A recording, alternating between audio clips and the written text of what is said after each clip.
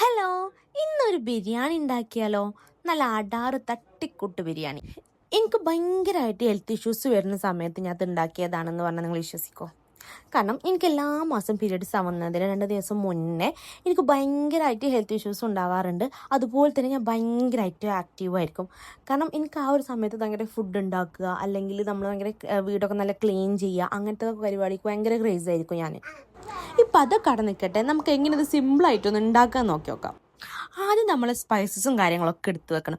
അല്ലെങ്കിൽ പിന്നെ നമ്മൾ ഉണ്ടാക്കുന്ന സമയത്ത് അവിടെ ഇവിടെയും തപ്പാൻ പോകേണ്ടി വരും. നമ്മൾ ആദ്യം തന്നെ ഏലം, പട്ട, ഗ്രാമ്പൂ, ബേ ലീഫ് തുടങ്ങിയ സ്പൈസസ് ഒക്കെ നമ്മൾ വെള്ളത്തിലേക്ക് ഇട്ട് കൊടുക്കുന്നുണ്ട്, ചൂടായ വെള്ളത്തിലേക്ക്. കാരണം നമ്മൾ ആദ്യം ബിരിയാണിയൊക്കെ ആദ്യമായിട്ട് ഉണ്ടാക്കുന്ന ആളുകൾക്ക് ഇതൊരു ബെസ്റ്റ് ഓപ്ഷൻ ആയിരിക്കും. കാരണം നമുക്ക് വെള്ളത്തിൻ്റെയൊക്കെ അളവ് നമുക്ക് കറക്റ്റ് അറിയില്ല, ചോറ് വെന്ത് പോയി അങ്ങനെയൊക്കെ പറയേണ്ട ആവശ്യം വരില്ല. നമ്മുടെ വെള്ളം അത്യാവശ്യം തിളച്ച് വരുന്ന സമയത്ത് നമുക്ക് കുറച്ച് ഗീയും അതുപോലെ തന്നെ കുറച്ച് ഉപ്പിട്ട് കൊടുക്കണം. അതിനുശേഷം നമ്മൾ കുതിർത്ത് വെച്ചിട്ടുണ്ടായിരുന്ന അരി അതിലേക്ക് ഇട്ട് നന്നായി ഒന്ന് വേവിക്കുക. ഒരു 80% ഒക്കെ വേവായാൽ മതി. അതിനുശേഷം നമ്മൾ കിസ്മിസും കാഷ്യൂനട്ടും ഉള്ളിയൊക്കെ ഒന്ന് അത്യാവശ്യം നമുക്കൊന്ന് മൂപ്പിച്ചെടുക്കാം. ഉള്ളിയൊക്കെ മൂപ്പിച്ചെടുത്തതിന് ശേഷം നമുക്ക് നമ്മളെ മസാല ഉണ്ടാക്കാം. കൂടുതലായിട്ട് മസാല ഇഷ്ടപ്പെടുന്ന ആളുകളാണ് വെച്ചെങ്കിൽ ഞാൻ എടുത്ത ഈ ഒരു ക്വാണ്ടിറ്റിയിലേറെ എല്ലാ സംഭവങ്ങളും നിങ്ങൾക്ക് കുറച്ച് കൂടുതൽ എടുക്കാം. ഒരു ബിരിയാണി പോട്ടിലേക്ക് അത്യാവശ്യം കുറച്ച് നെയ്യ് ഒഴിച്ചതിന് ശേഷം നമ്മൾ ഉള്ളി വാട്ടിയെടുക്കാം.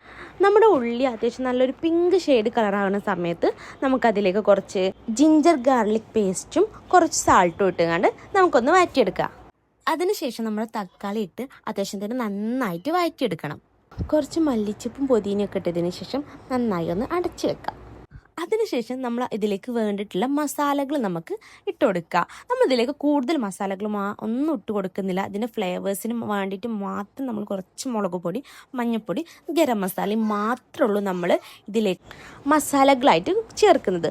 കൂടുതലായിട്ട് മസാലകൾ നമ്മൾ യൂസ് ചെയ്ത് കഴിയുമ്പോൾ നമുക്ക് ആ ബിരിയാണിയുടെ ആ ഒരു ഫ്ലേവർ ഒന്നും കിട്ടില്ല. കൂടുതലായിട്ട് മസാലകൾ ഇഷ്ടപ്പെടുന്ന ആളുകൾ ഉണ്ടാകും. പക്ഷെ നമ്മൾ ഈ കുറച്ച് മസാലയിൽ നമ്മൾ ബിരിയാണി വെച്ച് നോക്കുകയാണെന്ന് വെച്ചെങ്കിൽ അടിപൊളിയായിരിക്കും. നല്ലൊരു ഫ്ലേവർ ആയിരിക്കും ആ റൈസിന്. പിന്നെ നമ്മൾ ഇതിലേക്ക് കുറച്ച് തൈര് ഒഴിച്ച് കൊടുക്കുന്നുണ്ട്. തൈര് കുറച്ച് കൂടുതൽ നമ്മൾ ഇതിലേക്ക് ഒഴിച്ച് കൊടുക്കുന്നുണ്ട്. കാരണം വേറെ മസാലകളൊന്നും ഇല്ലാത്തതിനാലും നമ്മൾ റൈസിൽ ഈ ഒരു മസാല എല്ലായിടത്തും മിക്സാക്കി കിട്ടാൻ വേണ്ടിയിട്ടാണ് നമ്മളിത് കുറച്ച് കൂടുതൽ തൈര് ഒഴിക്കുന്നത്. അതിനുശേഷം നമ്മൾ നന്നായി വഴറ്റി ഇതെല്ലാം മിക്സാക്കി നമ്മളൊന്ന് വേവിച്ചെടുത്തിട്ടുണ്ടായിരുന്നു. വേവിച്ചെടുത്തതിന് ശേഷമാണ് നമ്മൾ ചിക്കൻ ഇട്ടിട്ടുള്ളത്. ഈ ചിക്കൻ ഒന്ന് നമ്മൾ അത്യാവശ്യം നന്നായി വഴറ്റി കൊടുത്തതിന് ശേഷം നമ്മൾ മൂടി വെച്ചുകൊണ്ട് വേവിച്ചാൽ മതി. കാരണം നമ്മൾ അങ്ങനെ നന്നായിട്ട് വഴറ്റി കൊടുക്കുന്ന സമയത്ത് അതിന് വേറൊരു ടേസ്റ്റ് ഉണ്ടാകും. നമ്മളിവിടെ ഒരു 3-4 മിനിറ്റോളം നമ്മൾ അത്യാവശ്യം നന്നായിട്ട് ഇത് മിക്സ് ആക്കുന്നുണ്ട്. ഒരു 15 മിനിറ്റ് കഴിഞ്ഞപ്പോൾ തന്നെ നമ്മൾ ചിക്കൻ എടുത്ത് നോക്കിയിട്ടുണ്ടായിരുന്നു. അത്യാവശ്യം നന്നായിട്ട് വെള്ളം പൊടിഞ്ഞിട്ടുണ്ടായിരുന്നു. ആ വെള്ളമൊക്കെ ഒന്ന് വറ്റിയതിന് ശേഷമാണ് വേവിച്ച് വെച്ചിട്ടുണ്ടായിരുന്ന റൈസ് നമ്മൾ ഇതിലേക്ക് ഇട്ടത്. പതിയെ നമ്മൾ റൈസ് എല്ലായിടത്തും ഇട്ട് കൊടുത്തിട്ടുണ്ടായിരുന്നു. റൈസ് നമ്മൾ ഇടുന്ന സമയത്ത് ശ്രദ്ധിക്കേണ്ട കാര്യം എന്താ വെച്ചെങ്കിൽ നമ്മൾ ലെയർ ആയിട്ട് ഇടാൻ നോക്കുക. അങ്ങനെ ആകുമ്പോൾ നമ്മൾ ആ ഒരു കിസ്മിസിൻ്റെയും ആ ഒരു ഉള്ളിയുടെയും ഒക്കെ ഫ്ലേവർ എല്ലാത്തിലും മിക്സ് ആവും. പിന്നെ നമ്മൾ ദം ഇടുന്ന സമയത്ത് കിസ്മിസ്, കാഷ്യൂനട്ട്, ഓണിയൻ, മല്ലിച്ചപ്പും പുതിന, അതുപോലെ തന്നെ നമ്മുടെ പൈനാപ്പിളും കൂടി നമ്മൾ ആഡ് ചെയ്തിട്ടുണ്ടായിരുന്നു. കാരണം വീട്ടിൽ പൈനാപ്പിൾ ഉണ്ടാകുന്ന സമയത്ത് നമ്മളിതൊക്കെ ആഡ് ചെയ്ത് കണ്ടാണ് വെക്കാറുള്ളത്.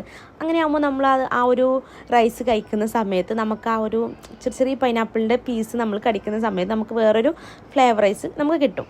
ചില സമയങ്ങളിൽ ഞാൻ ഇതിലേക്ക് കുറച്ച് പാല് നമ്മൾ എടുത്തിട്ട് പാലും മഞ്ഞൾപ്പൊടിയും കലക്കിയതിന് ശേഷം ഇതിലേക്ക് കുറച്ച് ഒഴിച്ചു കൊടുക്കാറുണ്ടായിരുന്നു. പക്ഷെ ഈ ഒരു പ്രാവശ്യം നാം ചെയ്തിട്ടില്ല.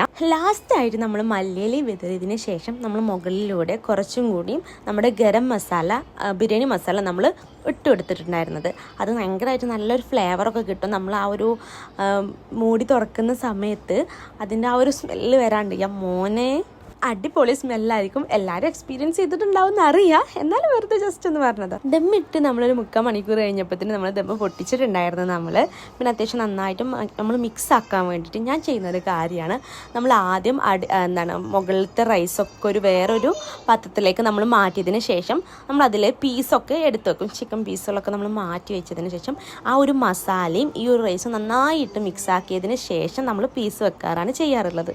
നമ്മൾ ഈ റൈസും മസാലയും പാടെ മിക്സ് ആക്കുന്ന സമയത്ത് നമ്മൾ ശ്രദ്ധിക്കണം എന്ന് വെച്ചെങ്കിൽ ഉടഞ്ഞു പോകാതെ നമ്മൾ നോക്കണം. അപ്പോൾ ഇത്രയേ ഉള്ളൂ നമ്മൾ തട്ടിക്കൂട്ട് ബിരിയാണി. അപ്പോൾ നിങ്ങളെല്ലാവരും ഒന്ന് ട്രൈ ചെയ്ത് നോക്കുക. സിമ്പിളായിട്ട് നമുക്ക് ഉണ്ടാക്കാം. കൂടുതൽ മസാലകളൊന്നും ഇഷ്ടപ്പെടാത്ത ആളുകളാണ് വെച്ചെങ്കിൽ ഈ ഒരു ബിരിയാണി എന്തായാലും ഇഷ്ടപ്പെടും. അപ്പോൾ ശരി, ബൈ.